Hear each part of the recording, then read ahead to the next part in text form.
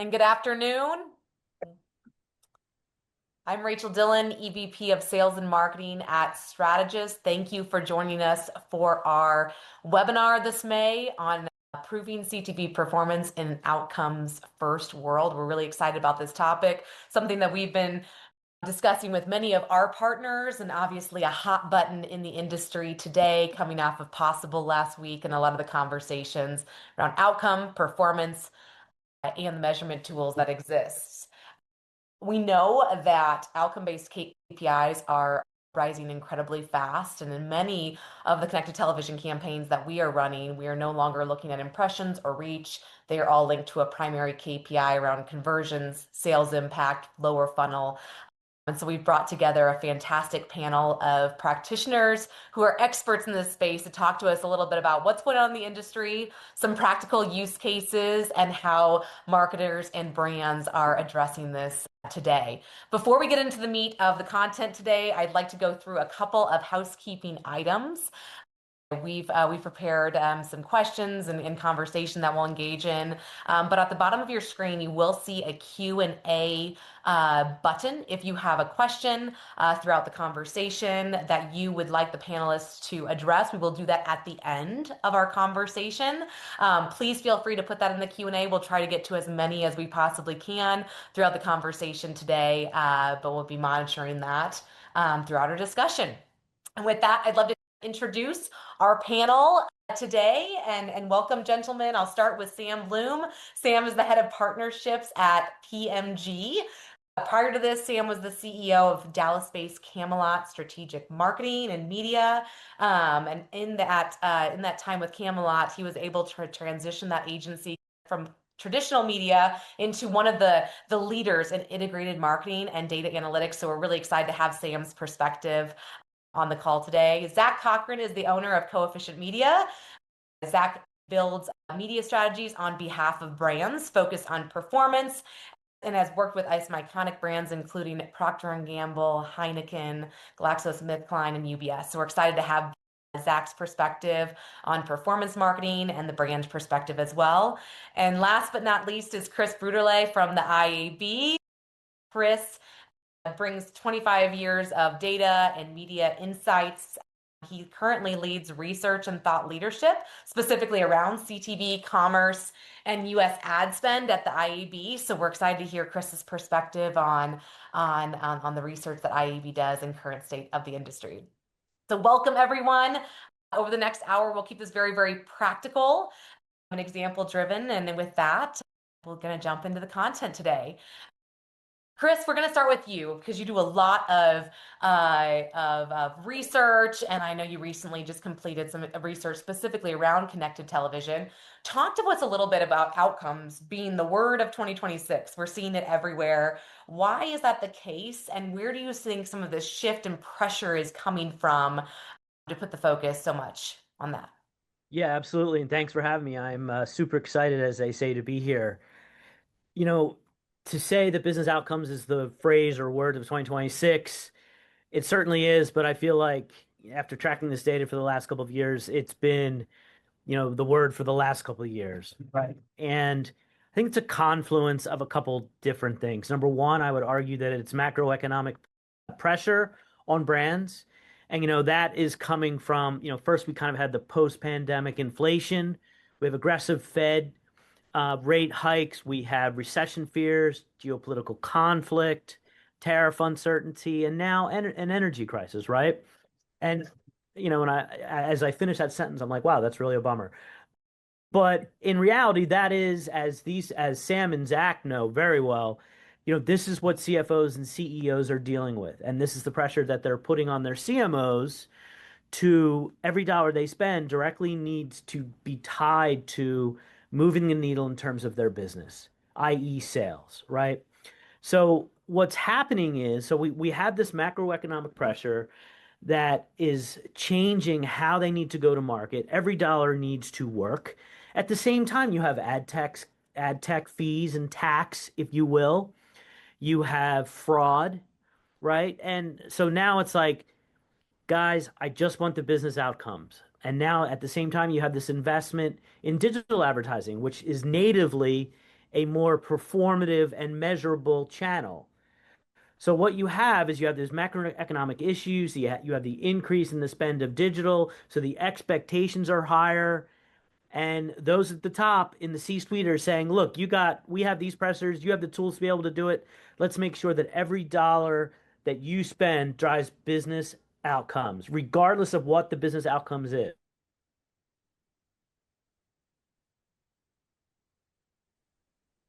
Think we'll just yeah, we just lost Chris for a second, but we'll kind of transition. So from what Chris was saying on the business outcomes and what's driving it from a macro perspective, Zach, talk to us a little bit about how brands are looking at this from their perspective. How are they redefining success and kind of shifting from impressions and delivery into more performance-oriented KPIs?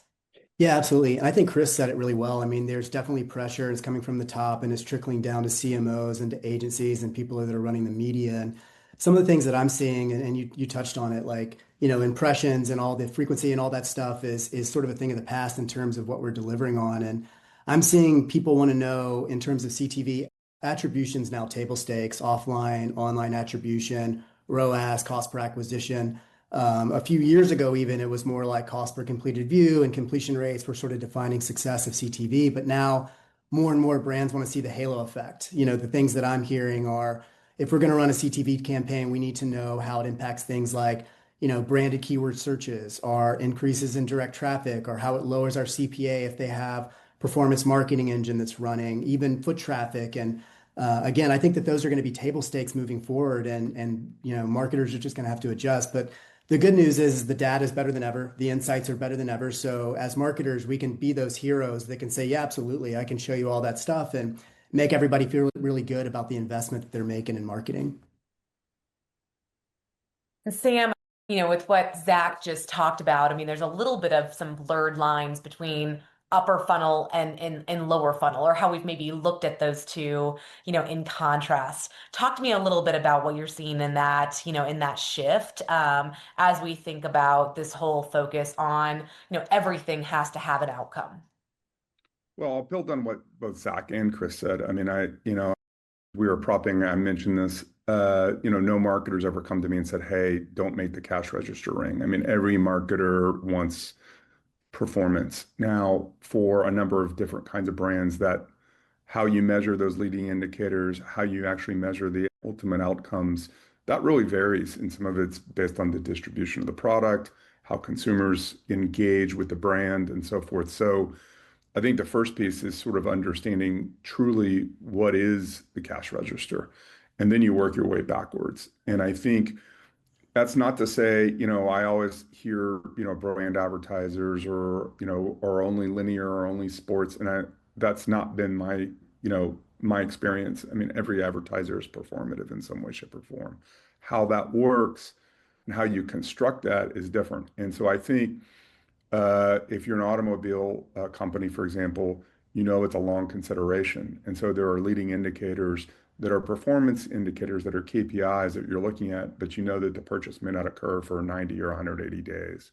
And as Chris astutely pointed out, I mean, there may be consumers on the fence waiting for interest rates to drop or waiting for a tax, refund or something along those lines.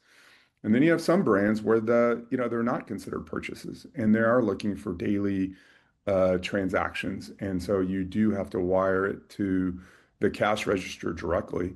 And that can happen both in a digital sense as well as in a real world sense. And so that's another piece is understanding the pipes that you can connect to your campaigns to ultimately drive the outcomes. And probably the best example, we have many clients, for example, that are app companies, and that's the touch point. So to me, that's the GPS signal you're looking for is, app install is obviously a good place to start, but ultimately engaging in the app, consuming the information, and those kinds of things, and then ultimately transacting. But there's a lot of ways to connect different kind of performance measures at different parts of the funnel, depending on these consideration, cycles for different brands. And so what I would sort of say to anyone is, one is step back first. Secondly, start with the end game and then work your way to the front. Because starting with media as the solve, it's not the solve.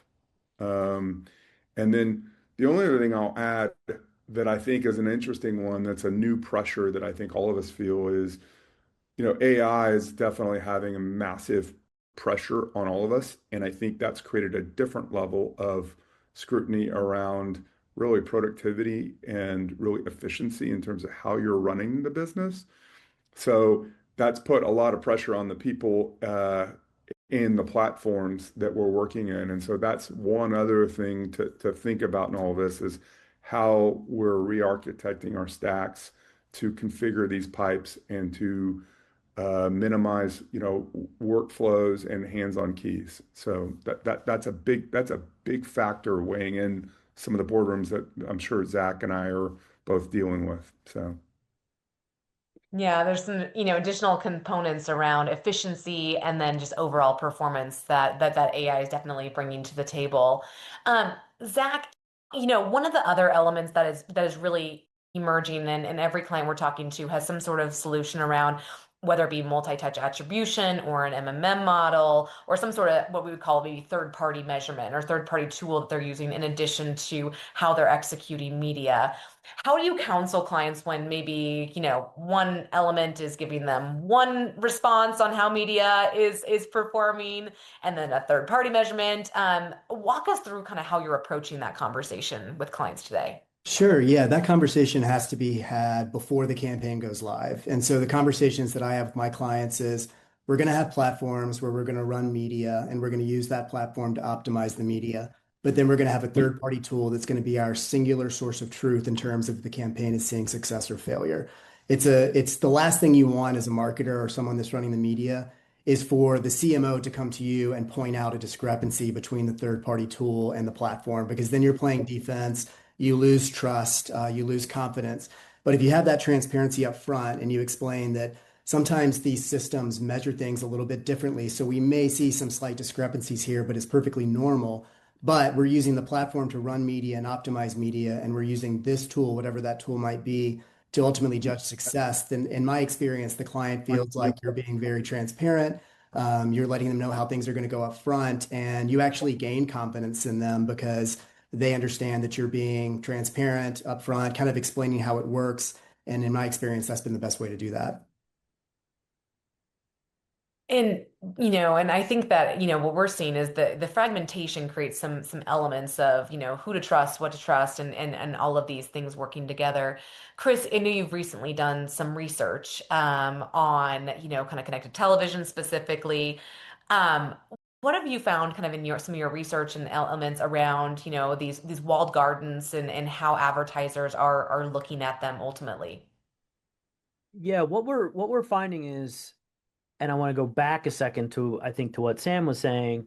Um, we did a study last year specifically on CTV and digital video, and what we found is that the top business outcomes were store visits, virtually, online or in store, sales online or in store, and then lead gen. And then we saw a really big drop from there in terms of what the business outcomes are. Right. So if you kind of set that as your canonical goal, if you will, how are you going to measure that? So if you're running across, if you have one or two DSPs, you have different platforms that you might have direct relationships with, your NBCs of the world, the Disneys of the world, etc. You're working with an Amazon, then you're buying, potentially across social. Obviously, like we were talking about a moment ago, a lot of different definitions of metrics, et cetera, et cetera.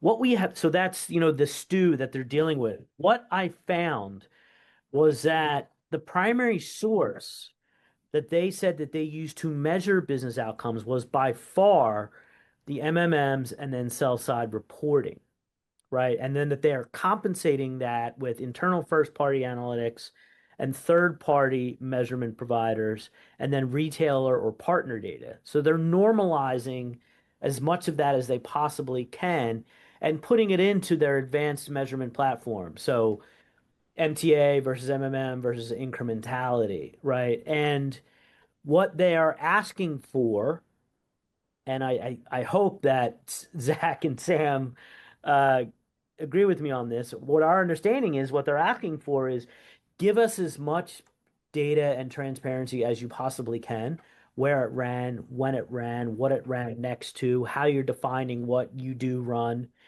And then we will put it into our system to make estimates using all the different data sources we have, and then our MMM model to understand performance, to have it normalize, and then be able to take action with that. But what they told us was, and they said, okay, this is how we do it. They said they wanted, and in this order by far, campaign and placement level KPIs, then basic data regarding the adjacent content. And then from there, it dropped off to metadata regarding the adjacent content, aggregate individual user data, and real-time data availability. But the one thing that we saw run throughout all of that, which ties back to what I started with, is interoperability with who they use as their measurement partner. And I feel like if you take all those things into consideration, success is more likely to happen than not. I'm going to break it down from a practical sense. You just mentioned a lot of technology. Yep. Now, that might be attainable for, some Fortune 500 brands or Yep. large brands, but for a regional or even a local advertiser or other elements, I'd like to just talk for a little bit about how do we bring this down to sense if you don't have, MMMs require, minimums and other elements. I mean, that's a lot of data infrastructure to build out. How do we make this more democratized, or what are the solutions? So Sam, starting with you, kind of how are advertisers stitching this together today, and maybe thinking about different sizes of advertisers and solutions that they might be able to work within? Well, look, in the CTV space, I mean, it's a little bit of the back to the future first. I mean, one of my favorite kinds of tests is just simply, geo holdouts. I mean, and what's nice is it doesn't cost you anything to do that, really. And what I like about it is households. Ultimately, if you're serving in CTV, you are measuring to households. And so that's a tried and true technique. That makes a lot of sense. Incrementality measurements, there are a lot of really cool, nimble incrementality platforms that are priced well for small and medium-sized businesses. And so I think that's a second piece that I would do. And then, the last piece, I mean, look, I would advise every company, first-party data is gold. And there's a lot of interesting things you can certainly do with your first-party data. But I think at the end of the day, it's experimentation. And I think the challenge that I see ultimately is, a lot of marketers think that, basically running flat budgets across the year is the way to go. And the problem is that's not the way media consumption either works. That's not the way consumers work. And so, I always advise marketers to major in the majors and concentrate on the things that matter. So whether it's sports or a particular time of year or whatever, how you weight your media really does matter. And so there's some simple things, a marketer can do that they can control. But I think if you manage your spend, your video spend, like your performance spend or like your search spend, then the likelihood of you creating a ripple effect at very flat spends is unlikely. So I think there's a lot to be learned, and so I think at the end of the day, there's a lot of tools at people's fingertips that don't require a lot of technology, but it does require planning and thoughtfulness, I think. Zach, how would you answer that question from your Yeah, experience? so I'm seeing it a little bit different than Chris mentioned, but it's worth noting that a lot of my clients are more regional, so they don't really hit the minimums as much for, MMAs and things like that. Um, what I'm seeing is kind of similar to what Sam said, more testing. I've got a campaign running right now. It's retail sales and Target. We have exposed stores and control stores. The difference I'm seeing is that the clients are more reliant on my side to take that raw data and the sales data that they get and analyze that data and come back to them with an objective viewpoint of how that campaign's performing. So that's a place where you can use AI and some low-cost tools to build out agents and analyze that data, which is what I'm doing, building out reporting dashboards, and then showing them, the incremental lift that we see as a result of those exposed stores versus the control. And then being realistic on the attribution side, knowing since we're not actually tracking attribution in store at that spin level, we can't take 100% of the credit for the incremental lift. So what's a fair number to assign here? In this case, it's between 30 and 40%, that incremental lift being attributed to the ROAS. So I've seen that that's something that the clients really like. They find it to be transparent and it doesn't require as much of the tools that would be expensive and outside of their budget. So that's one of the things that I'm seeing more and more, at least from the clients of my size. And that's a great point. And Chris, to your point, so Zach, to your point on this, many of the providers actually bundle some of the testing in too. So Yeah. one factor on this is, when you're dealing with, some of the major publishers, they can offer some of those testing tools. And I said, take advantage of those things. And in many cases, there are some measurement providers that will work across a number of publishers because they've become sort of industry standards. And so that can be bundled as part of your buy. But I mean, that's one thing I'd sort of say is you have to be scrappy. Yeah. And that scrappiness matters. And I think Zach brings up an excellent point, which is, AI is helping a lot with the crunching. And there's no substitute for, I mean, AI is performing the role that hundreds of interns would be able to do. So Yeah. crunching log files, crunching data, assuming you are comfortable with those things, putting that data in a privacy safe AI environment, go to town, right? Absolutely. Yeah. I call my AI agents the world's smartest interns. I think the other thing, there's a larger movement that's been happening over the last couple of years that I'm bullish about, and that is that two things. Number one is that the traditional broadcasters, the NBCUs of the world, the Disneys, those folks, Warner Brother Discovery, they have started to democratize their products, right? Self-serve ad platform, for example, so smaller brands can activate. And there's a lot of reasons for doing that. Number one is, with the two biggest reasons being if they're going to compete with search and social and, take those dollars, they have to be able to market themselves to the long tail of advertisers who drive so much of the two largest platforms' revenue dollars, right?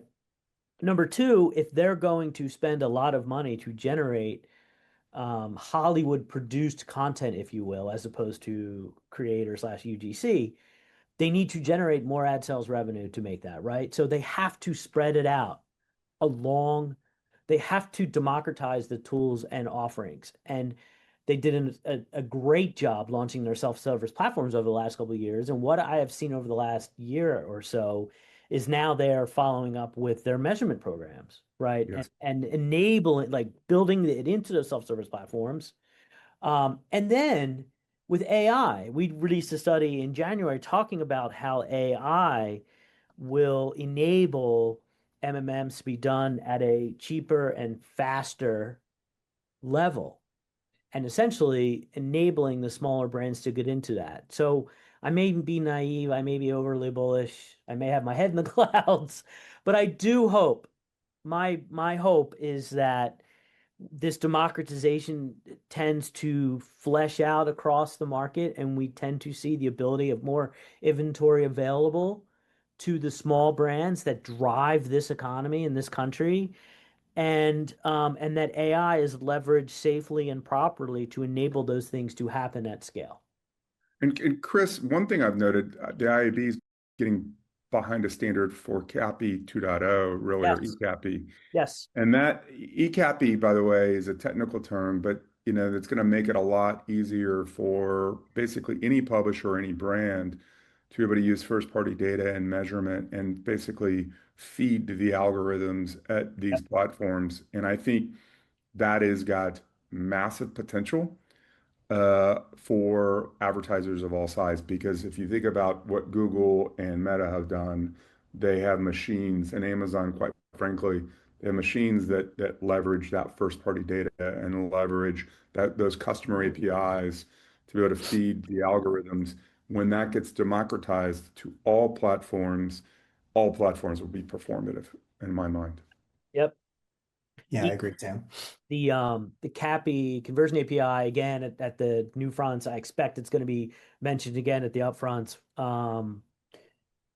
Just more and more of the sell siders are developing their conversion APIs. But what we see is that we're going to start sharing notes and be able to standardize to a certain extent. And again, I'm bullish that will happen. One final component I should add, I mean, and this feels to me like table stakes, but we've sort of not addressed it. But ad serving, we talk over ad serving, but Mm, Zach did a great job of talking about instrumentation because we think about instrumentation of campaigns. One is the first goal is to determine what the outcome is. The second piece is actually how do you instrument towards that objective.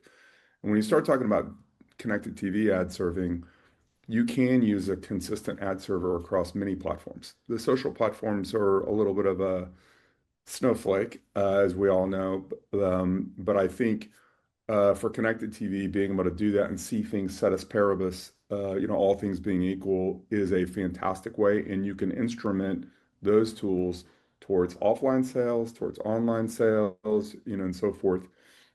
That is a huge benefit of being able to understand how things perform with a same data set. Now, to Zach's point, I mean, it's still proxy, and ad serving is still a proxy, but it's better than no proxy for all yeah. intents and purposes. You all have touched on this as well around, some of the scenarios as we're working across, you know, the open web, we're working across walled gardens. There's a lot of elements and fragmentation to kind of stitch together, the story around outcomes, even if you know what you're trying to accomplish. Chris, how you've talked about this a little bit on, on the publisher side and, some of the tools that they're building out. But how are DSPs or publishers showing up as kind of partners in this problem? Because the fragmentation is what's kind of driving why this is so difficult. And what do you think advertisers should continue to be asking in that conversation to make this goal of being able to see outcomes more easily more attainable? Yeah, that's a great question. The initiatives around, you have the trade desk with UID to live ramps, ATS, those identity spines that are shared are very, very important, and it enables, consistent identity signals across the open web and the CTV. I mean, those are game changers. The plugging in of those into clean rooms, right? So both sides can bring their data. I mean, publishers knew 5, 6 years ago that how powerful, and the whole sell side understood how powerful their first party data is. They bring as much as they can to the table. You have them connected into the IDs, to the identity spines. You have the buy side going in, and you can idealistically create this safe space where data can be anonymized and shared and understood and driven back to performance, right? The buy side then goes in and puts, the data that they have that can tie back to actual sales. And that's how it's kind of happening at the DSP, the publisher side, the CTV side. Obviously, Amazon and Walmart can do that on their own because they're closed looped. But I think the ability of the publishers and the DSPs and the identity spying companies to be able to do that is enabling that to happen outside of the proverbial, the original, the OG walled gardens, if you will.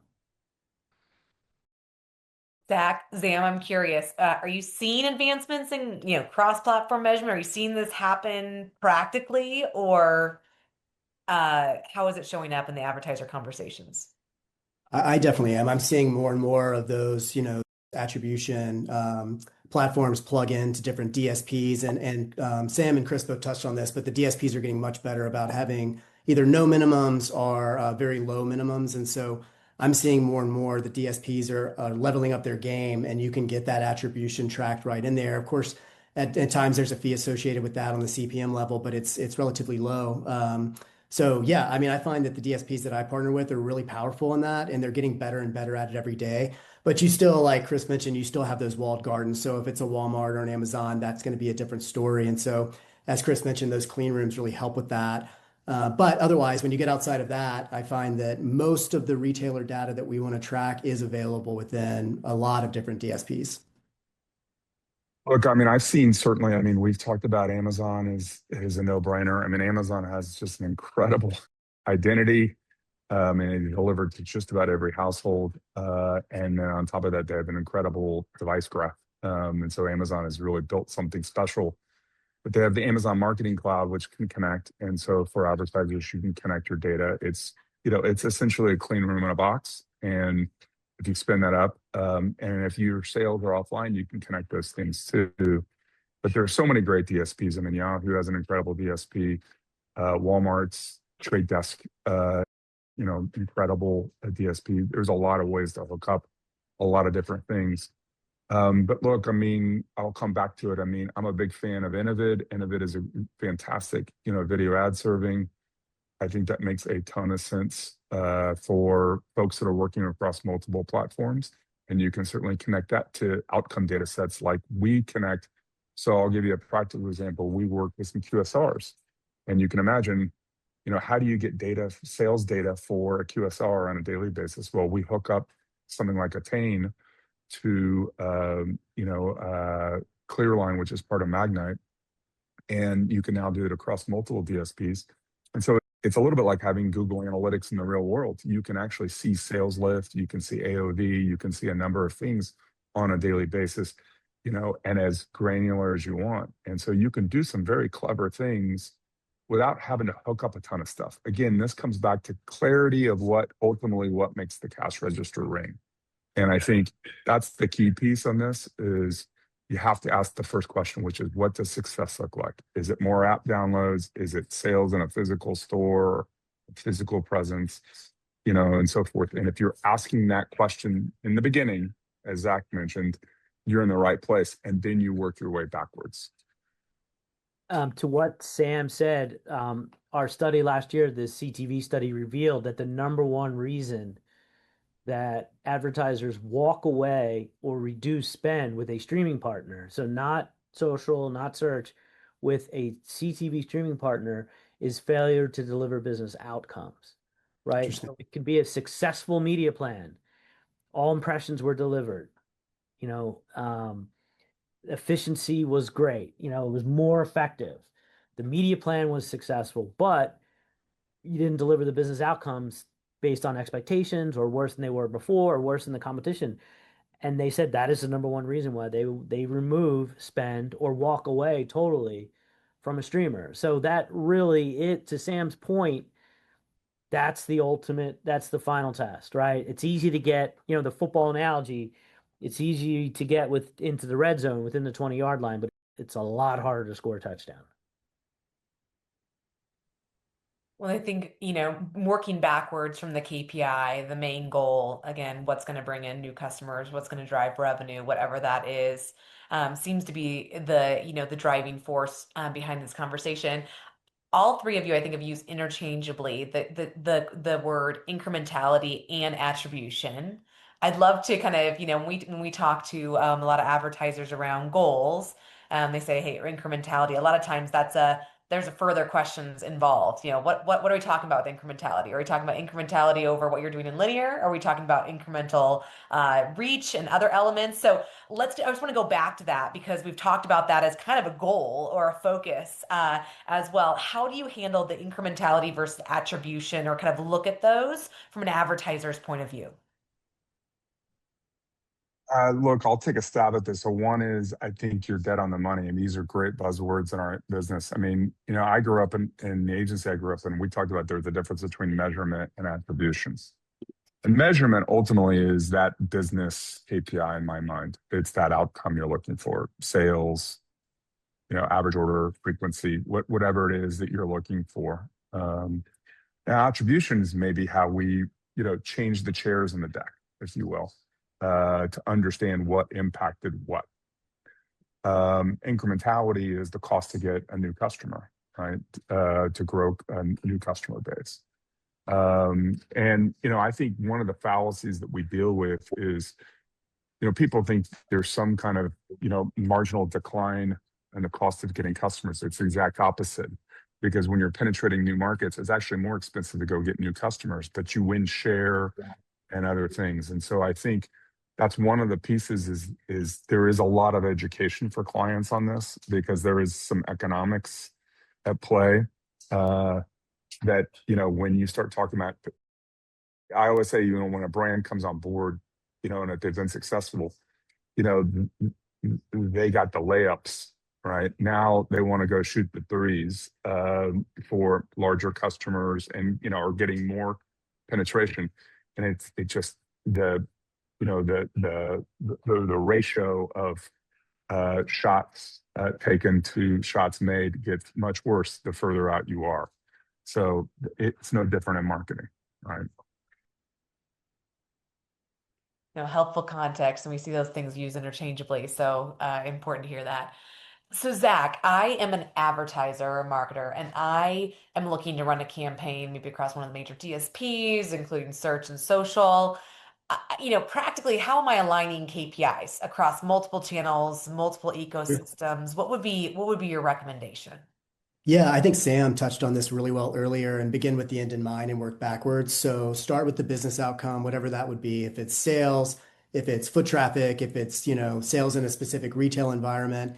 And then as you're selecting your channels, you want to identify the KPIs, across different platforms that are going to align the most with that specific business outcome. And if you do that, you have a much more, a much better chance of success. The client understands that the media plan is really rooted in a business outcome versus just generic KPIs that might be assigned to certain channels. Whereas if you were to build a media plan out and you just say like, the KPIs for this channel are XYZ, and it's not rooted in a business outcome, not only will it not have the same amount of success, but the client's going to get frustrated and you're going to lose that confidence. So, I'm not going to belabor it because Sam spoke to it so earlier, but begin with the end in mind, work backwards and get as close to that business outcome with your KPIs across each channel as you're working backwards. And as we say that, it sounds so easy, but what are some of the mistakes or pitfalls in that process that you outlined? I think it's not having a good understanding of what those business outcomes might be, not having that conversation up front. Don't be afraid to ask questions. Sometimes you'll get clients coming in and they'll say something like, I think one of the things that happens the most to me is we want to get brand awareness. We want to increase brand awareness.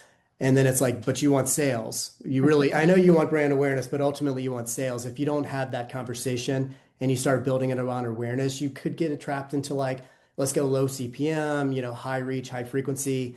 But ultimately that's not really the goal. The goal is, as has been mentioned before, the cash register needs to ring. So I get it. You want awareness, but what's what's the lift in sales, the incrementality that we're seeing versus the baseline? Those kind of things that need to be rooted in the media plan for it to have success. Can I go back to something that Sam said? Because he was talking about customer acquisition and repeat purchases. And I would love to get Zach and Sam's response to this. Our ad spend outlook study that we released in Q1, and we asked a lot of the same questions year over year. And when we asked buyers at both brands and agencies of all sizes, we asked them what their top 10 median, we asked for a list of like 15 things, like what are your top media investment goals, right? And acquire new customers is typically number one. And it's by far above other parts in the funnel. But what we saw this year for the first time, and I would say 6 or 7 studies going back 4 or 5 years, is that customer acquisition as a goal, the percentage of people saying that is their top goal, dropped 10 percentage points from we were in field in January, and the last time we asked it was in August, and it dropped 10 percentage points. Concurrently, driving repeat purchases has been continually increasing. And it has doubled versus 2024, the number of people who drive repeat purchases as one of my top media investment goals. And we attributed that to, ties back to some of the macroeconomic issues I mentioned earlier, but we thought this had to do to rising customer acquisition costs, combined with the focus on performance-driven advertising strategies, and the channels, enabling stronger measurement. Long story longer, we're really strapped from a macroeconomic standpoint. We have to prove that every dollar works, and it's much cheaper now to drive repeat purchases than acquire new customers. So do I spend too much time up on the 24th floor and I need to be down on the ground? Like, does that ring true with you guys? Does that make sense? I'm really curious. I'll tell you, and I'm sure Zach will relate to this. I mean, you have some clients that talk about growth, and then they have 70% of their spend in remarketing, and it sort of blows my mind up. I mean, I think, and this is where I think marketers are conflating. I mean, look, do I think everyone's looking at the economics of keeping a customer versus acquiring a customer? I get that, and I could see that on people's minds. That those brands want to maintain, if you will, their share. But my fear for that is that it's a doom loop by focusing on some of it. And so I worry for those brands that are huddling in, because it's a self-reinforcing sort of loop of focusing on retention. And I don't want to say it's a bad thing. I would just sort of say I've seen too many situations where marketers do that, and then they find themselves, it's a race to a bottom versus growth. And so I think it's a very dangerous thing. So from the position I sit in, if a client comes to me and says that, I would sort of say, so you're satisfied playing on defense versus playing on offense. And if that's the answer, then I get it. But we're not going to be servicing them for very long if that's the case. They're going to struggle. Yeah, Sam, I've seen the same thing. And Chris, this is the conversations I've had with clients recently, and that has shifted focus to more of the retention-based model. But I've had the same conversations as Sam, like, yes, that is important, but you can't ignore driving new customers. You still have to get more people in the door.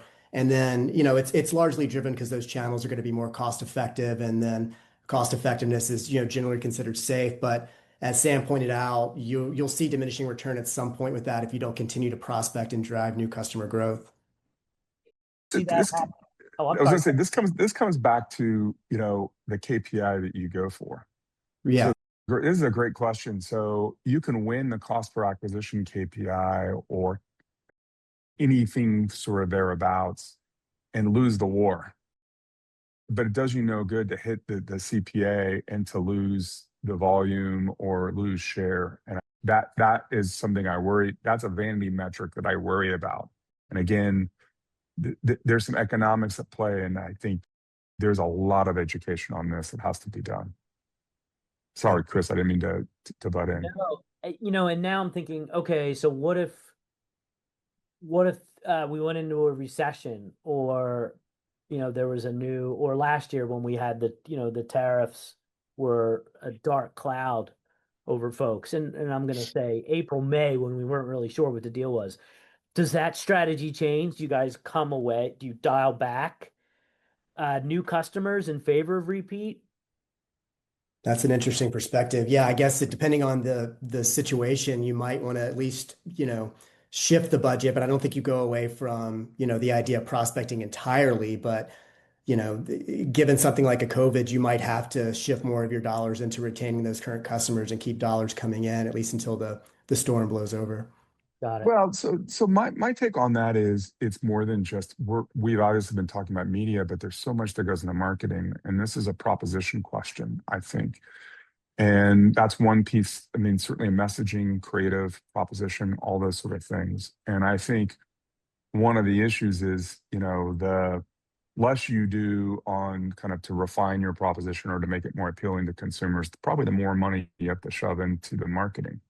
But if you're, coming out with new propositions and new things to reach new audiences, then, you can meet the customer kind of where they are. And I think that speaks to this sometimes is, when you're given lemons, you got to make lemonade. And so you have to figure that out, and so if people are belt tightening, I mean, if you look at the QSR space is a good example.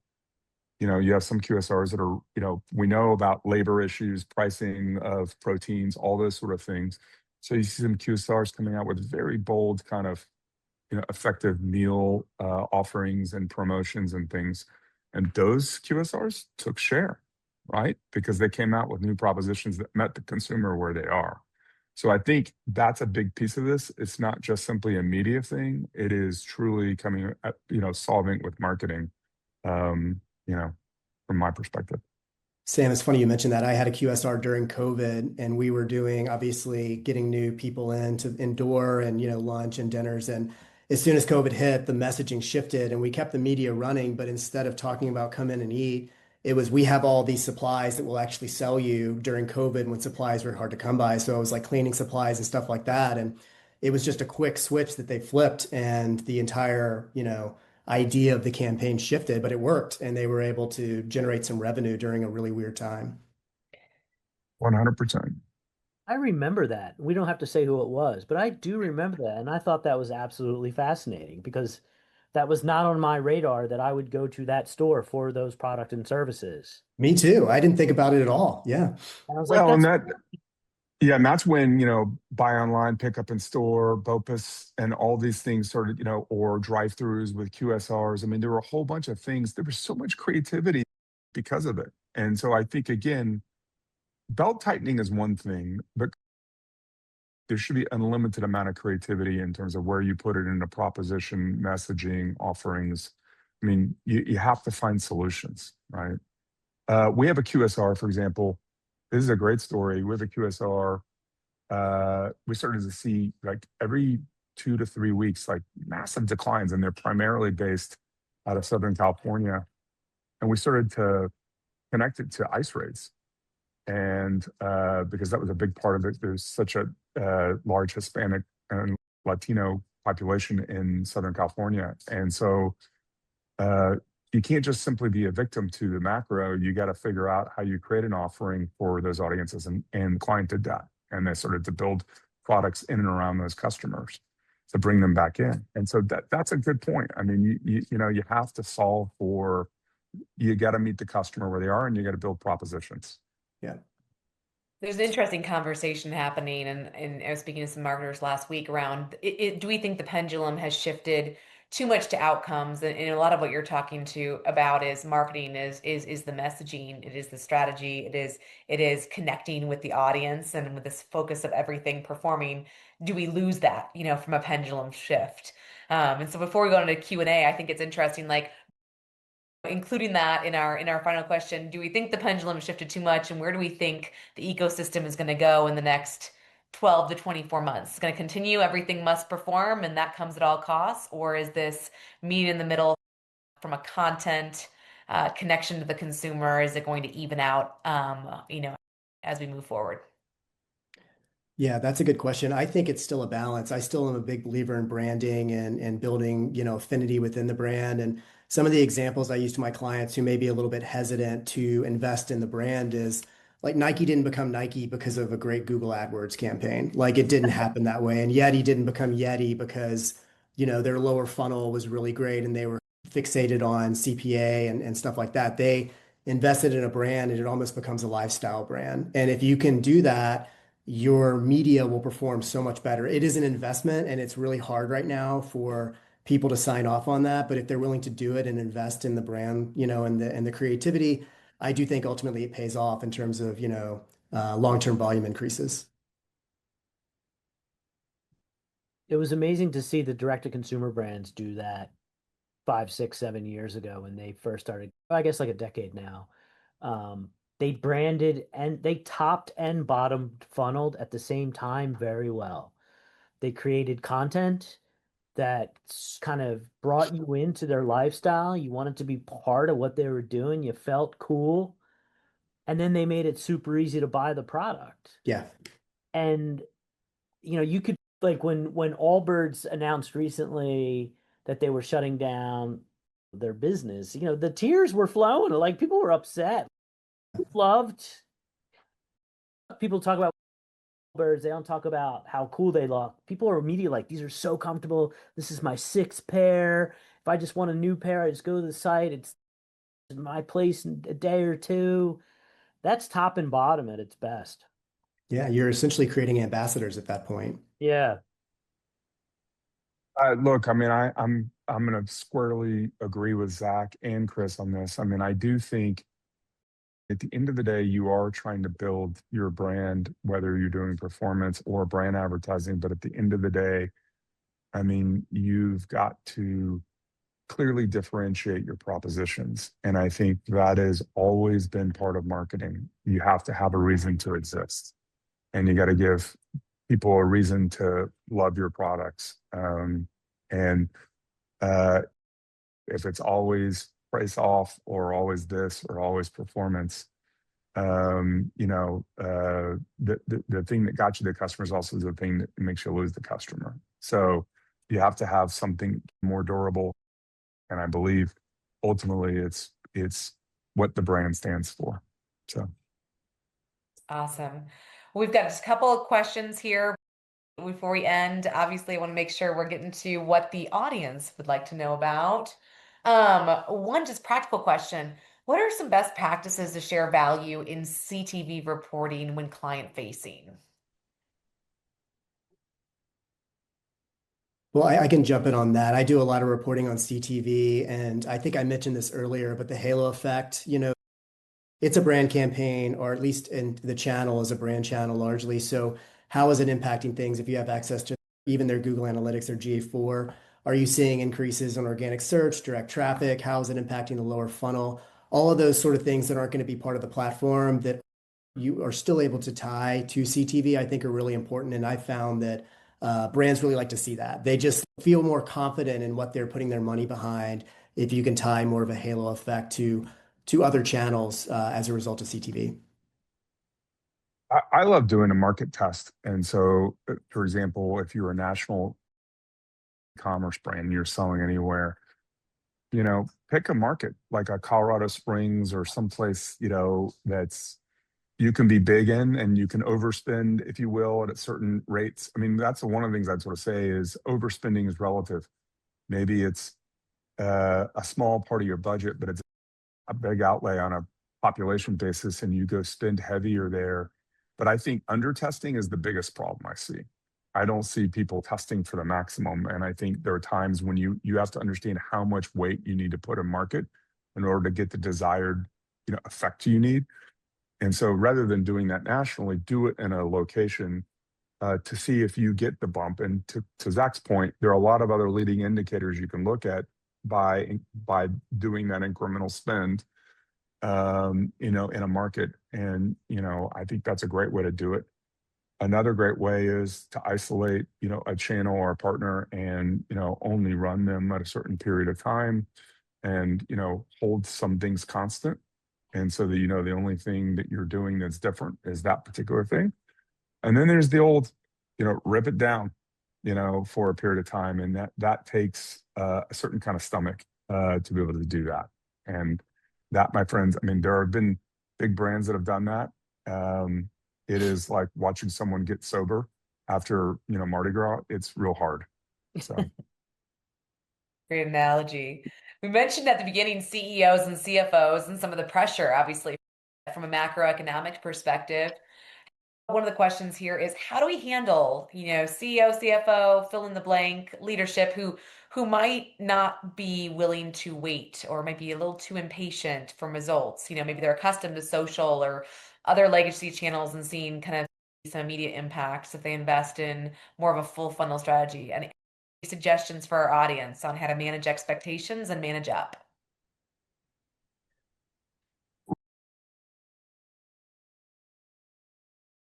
Well, I always think if you're talking to a CFO, you just have to talk in their language. And I think that's the first piece is understanding who you're talking to.